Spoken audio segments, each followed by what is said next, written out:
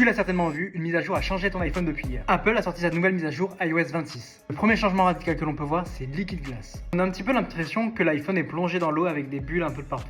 Tout est très transparent, voire même un peu trop à certains moments. Cette interface, elle ne vient pas de nulle part. Apple l'avait déjà expérimenté dans son casque, le Vision Pro. Elle est aujourd'hui un petit peu plus adaptée avec la vision et l'utilisation de l'iPhone. Une volonté chez Apple de vouloir unifier ses produits, ça peut laisser présager une meilleure interconnectivité entre ces appareils. Par exemple, je pense que dans un certain temps, les applications Mac pourront très bien fonctionner sur iPad et iPhone. En revenir à l'interface, tout est très fluide et on a le sentiment que les éléments glissent entre eux. On a une autre fonctionnalité qui est plutôt intéressante, qui est le filtrage d'appel. Si un numéro qui n'est pas enregistré vous appelle, votre iPhone va lui demander son nom ainsi que la raison de son appel. Ensuite, votre téléphone sonnera et vous avez la possibilité de voir ces informations directement sur votre écran d'accueil.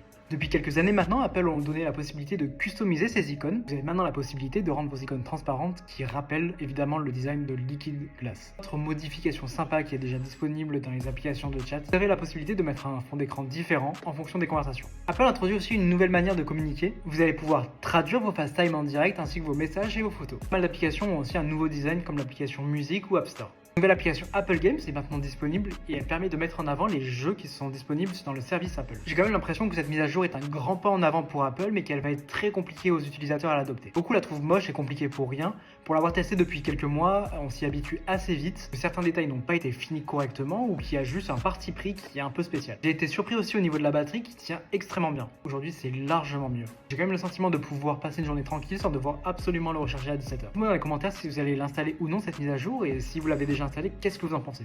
En attendant, partagez cette vidéo à vos potes et abonnez-vous pour recevoir toutes les prochaines. Allez, salut!